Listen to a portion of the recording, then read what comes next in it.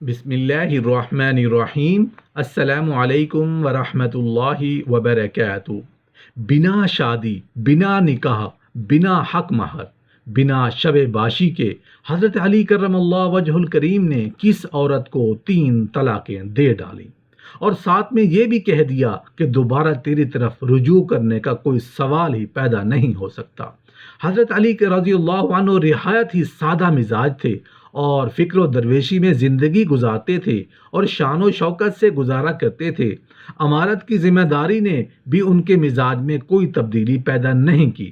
ان کے پاس طاقت تھی، اختیار تھا، دنیا کی بڑی بڑی حکومتیں ان کے سامنے سرنگوں ہو چکی تھیں۔ ہر آدمی ان کی آنکھ کے ایک اشارے پر اپنی جان قربان کرنے کے لیے تیار تھا، لیکن اس طاقت اور اختیار کو انہوں نے کبھی اپنی ذات کے لیے استعمال نہیں کیا۔ ایک بار عید سے چند دن پہلے کسی نے ان کے کپڑوں میں پیوند دیکھے تو کہا، امیر المومنین، آپ 2 درہم میں نیا جوڑا کیوں نہیں خرید لیتے؟ اس کے جواب میں انہوں نے فرمایا، مجھے شرم آتی ہے کہ میں نئے کپڑے پہنوں اور کوفے میں ہزاروں آدمیوں نے پرانے کپڑے پہن رکھے ہوں۔ اللہ اکبر! یہ تھے خلیفۃ المسلمین۔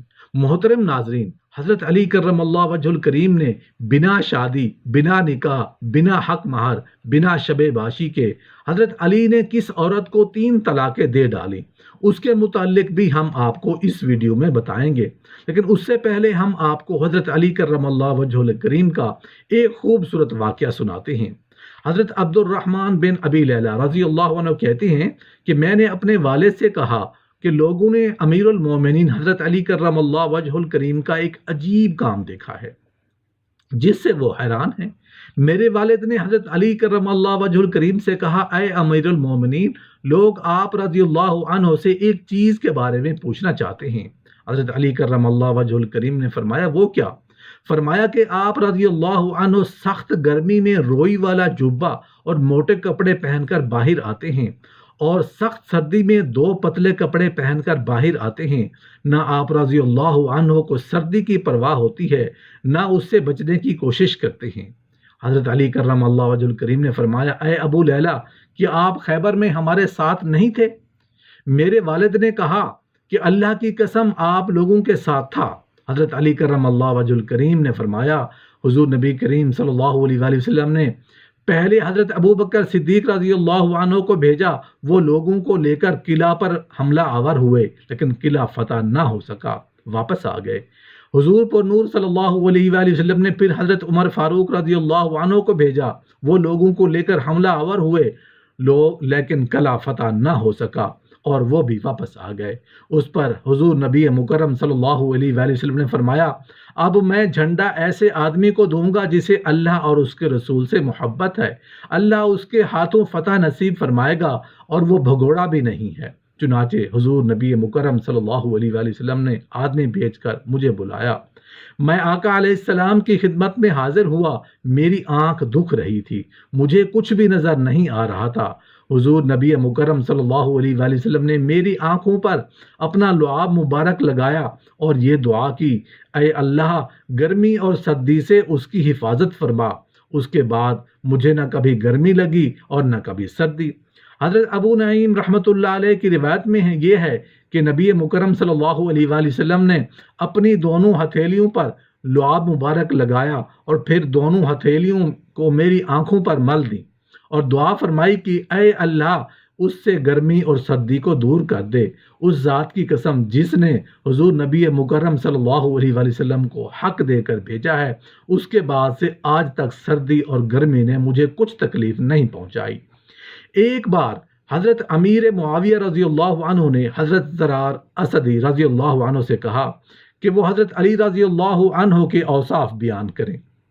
انہوں نے کہا کہ اللہ گواہ ہے، میں نے حضرت علی رضی اللہ عنہ کو روتے ہوئے یہ کہتے سنا، ارے دنیا، تو مجھے رجھانے آئی ہے، دور رہو، دور ہو جا، میرے علاوہ کسی اور کو دھوکہ دے، میں نے تجھے 3 طلاقیں دے دی ہیں، اب تیری طرف رجوع کرنے کا کوئی سوال ہی نہیں ہے۔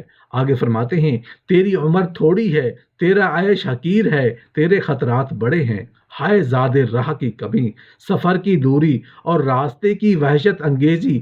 یہ بیان سن کر حضرت معاویہ رضی اللہ عنہ کی آنکھوں سے آنسو جاری ہو گئے اور حاضرین مجلس بھی رونے لگے۔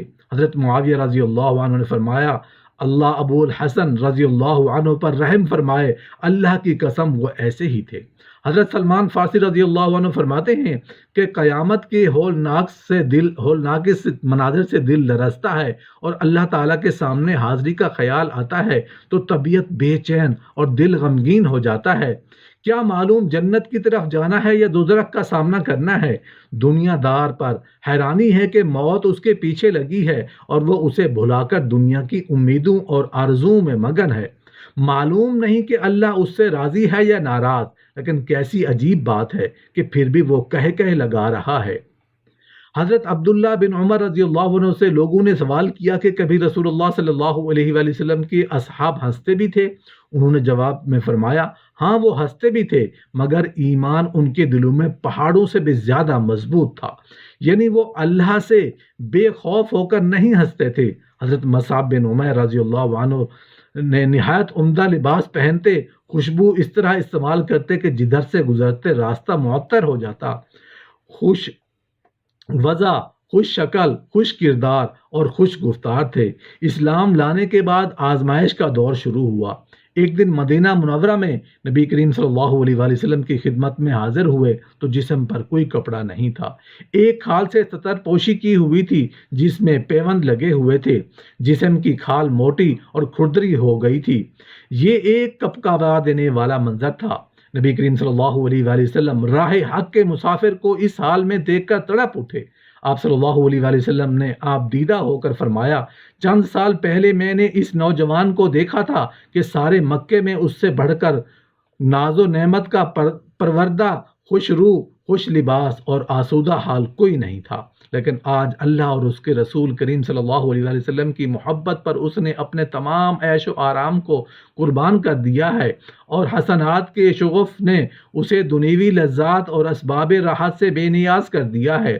حضرت سعد رضی اللہ عنہ اپنے والد ابراہیم رضی اللہ عنہ سے بیان کرتے ہیں کہ حضرت عبد الرحمن بن عوف رضی اللہ عنہ روزے سے تھے، افطار کے وقت ان کے سامنے کھانا لایا گیا تو فرمانے لگے مصعب بن عمیر رضی اللہ عنہ شہید کر دیے گئے، وہ مجھ سے بہتر ہیں، انہیں صرف ایک چادر میں کفنا دیا گیا، اگر سر ڈھانپنے تھے تو پاؤں ننگے ہو جاتے اور پاؤں ڈھانپتے تو سر کھلا رہ جاتا، میں اس وقت اسے دیکھ رہا تھا۔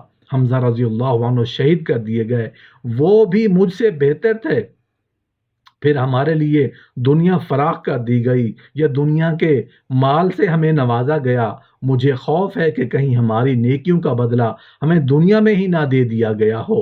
یہ کہہ کر انہوں نے رونا شروع کر دیا، یہاں تک کہ کھانا بھی نہ کھایا۔ یہ کون ہیں جن کو آخرت کی فکر ہے؟ یہ اللہ کے نیک بندے اور اس کے ولی ہیں جن کو دنیا حقیر لگتی ہے، تو کیوں نہ ہم بھی اس دھوکے کے بعد دنیا کو چھوڑ کر ایک ایسی منزل کی طرف چلیں جو دنیا اور آخرت کے لیے کامیابی ہے، اور وہ ہے توبہ، کیونکہ موت تک اس سے وابستگی رہتی ہے۔ اگر بندہ ایک منزل سے دوسری منزل کی طرف سفر کرتا ہے تو توبہ بھی اس کی رفیق سفر ہوتی ہے اور اس کے ساتھ قیام کرتی ہے۔ بس توبہ بندہ مومن کے لیے آغاز بھی ہے اور انتہا بھی۔ اللہ تعالیٰ سورہ النور میں فرماتے ہیں اور مومنو سب اللہ کے آگے توبہ کرو تاکہ تم فلاح پا جاؤ۔ اس سے معلوم ہوا کہ قرآن کریم کی آیت شریفہ مدینہ منورہ کی صورتوں میں سے ہے۔ اللہ تعالیٰ نے اس میں اپنی مخلوق میں سب سے افضل اور بہتر مخلوق سے مخاطب ہو کر فرمایا کہ اپنے ایمان، اپنے صبر، اپنی ہجرت اور اپنے جہاد وغیرہ کے بعد بھی اللہ تعالیٰ سے توبہ کریں، اور تمام مومنین کی کامیابی و فلاح کو توبہ پر موقوف اور منحصر فرمایا ہے۔